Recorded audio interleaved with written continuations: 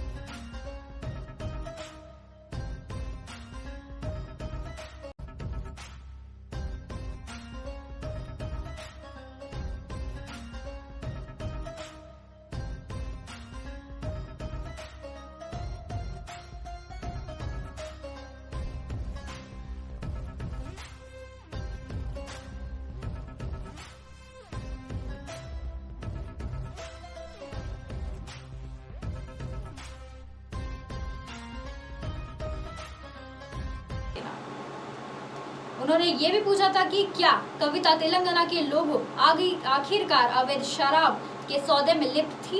क्या यह गलत पैसा फसल ऋण माफी या कर्मचारी को वेतन की भुगतान या बेरोजगारी भत्ते पर खर्च दिया जा रहा है? क्या ऐसा है? बंदी संजय कुमार ने कहा है कि तेलंगाना के लोगों के पास कभी भी शर्म से सिर झुकाने का कोई भी नहीं था, लेकिन अखबारी नीति मामले में कविता की कथित संकल्पना भी की है। इसी वजह से उन्होंने ऐसा करने के लिए मजबूर होना पड़ा। और एक खबर सामने आ रही है अरविंद केजरीवाल को लेकर, जो कि केंद्रीय मंत्री अनुराग ठाकुर ने दिल्ली शराब घोटाले को लेकर बताई जा रही है। सीएम केजरीवाल पर हमला बोला है। उन्होंने कहा है कि सीएम केजरीवाल ही इसी एक घटना और घोटाले की कैंपिंग कर रहे हैं। उन्होंने विजय नायर के साथ अपने रिश्ते से पर्दा हटाना चाहिए। दिल्ली शराब घोटाले को लेकर केंद्रीय मंत्री अनुराग ठाकुर ने सीएम केजरीवाल पर हमला बोला है। जो कि बता दें कि अनुराग ठाकुर ने इस घोटाले में कैंपेनिंग यानी सरांगना अरविंद केजरीवाल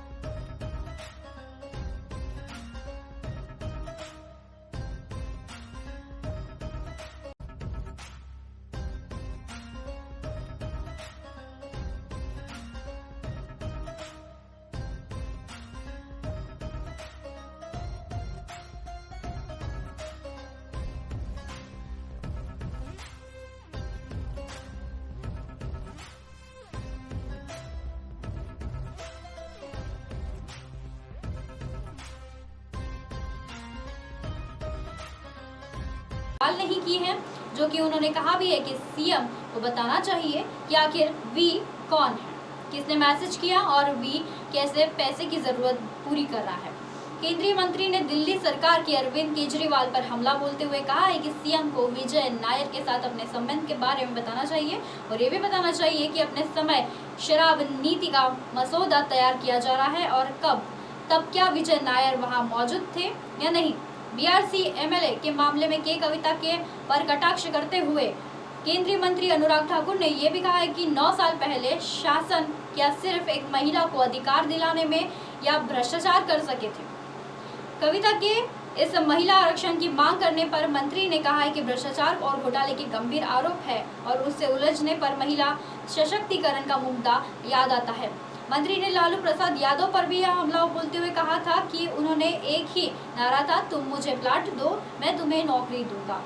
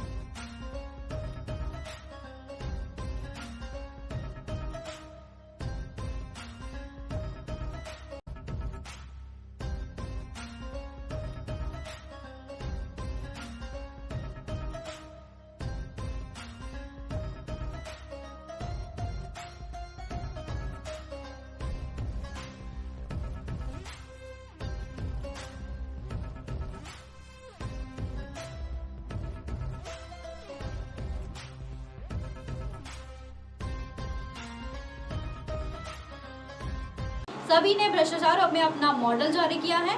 आज जब उनके खिलाफ कार्रवाई की गई तो वह सब एकजुट हो चुके हैं। एक और खबर सामने आ रही है, लालू यादव के परिवार पर छापेमारी हो गई है। वहीं पर कांग्रेस अध्यक्ष मल्लिकार्जुन खड़गे ने भी मोदी सरकार पर विपक्षी नेताओं के खिलाफ केंद्रीय जांच एजेंसियों का दुरुपयोग करके लोकतंत्र की हत्या करने का आरोप लगाया है। जी हाँ, फिर एक बार रिपीट कर रही हूँ, लोकतंत्र की हत्या करने का आरोप लगाया है। खड़गे ने ट्वीट कर कहा है कि मोदी सरकार विपक्षी नेताओं पर ईडी सीबीआई का दुरुपयोग कर लोकतंत्र की हत्या कर कुत्सित प्रयास कर रही है। खड़गे ने यह भी कहा है कि देश भर में जब भगोड़े करोड़ों लेकर भागे थे तब मोदी सरकार की एजेंसियां कहाँ थी। ये भी एक अच्छा सवाल है। जब परम मित्र की संपत्ति आसमानी छू रही थी तब जांच क्यों नहीं होती थी।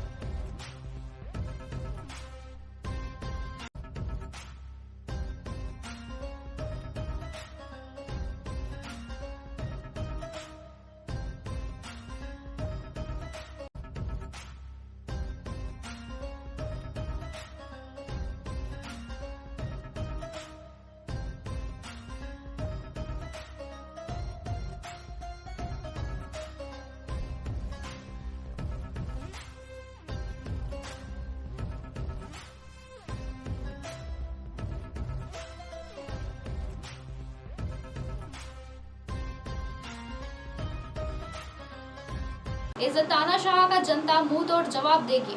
उन्होंने ये भी कहा है कि पिछले 14 घंटों में मोदी जी ने बिहार के मुख्यमंत्री तेजस्वी यादव के घर पर ईडी का बैठा रखी है और वहीं पर बैठक रखी गई है। उसकी गर्भवती पत्नी और बहनों को सताया जा रहा है। लालू प्रसाद जी बुजुर्ग है और बीमार भी है, तभी भी मोदी सरकार ने उन्हें प्रति मानवता नहीं दिखाई और अभी पानी सिर के ऊपर से जब चला गया तब सब कुछ मामला सामने आ रहा है। बिहार के पूर्व मुख्यमंत्री लालू प्रसाद यादव के परिवार पर हुई प्रवर्तन निषेधालय ईडी की छापेमारी के बाद खड़गे को बयान आया है। ये छापेमारी दक्षिण दिल्ली के उस घर में हुई जहां लालू यादव के बेटे और बिहार के उप मुख्यमंत्री तेजस्वी यादव मौजूद थे।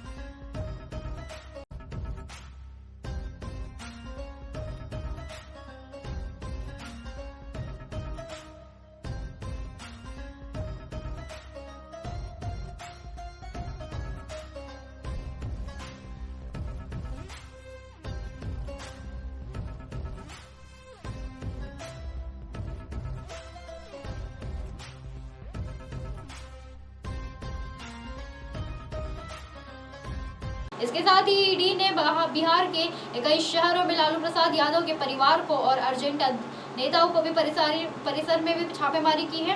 वहीं बीते सोमवार को पटना में सीबीआई की टीम ने राबड़ी देवी 4-5 घंटे से ही पूछताछ करना चालू कर दिया था। इसके बाद से ही अगले दिन मंगलवार को अर्जेंटा में सुप्रीमो लालू प्रसाद यादव की भी दिल्ली में करीब 2.30 घंटे पर मतलब करीब 1.5 घंटे तक पूछताछ की गई।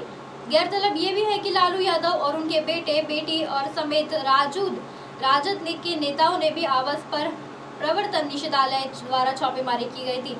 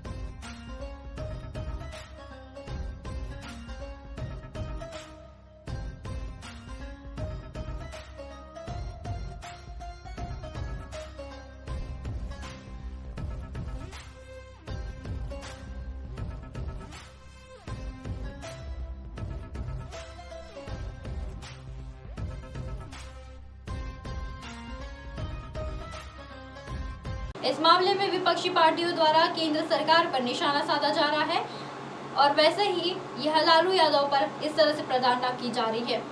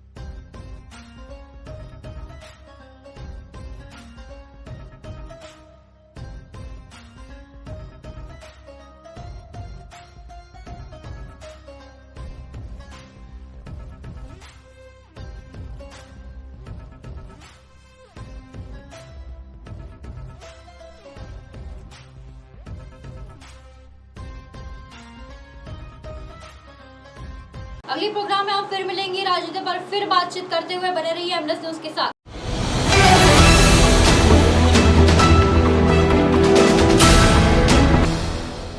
ये है एमएनएस देख रहे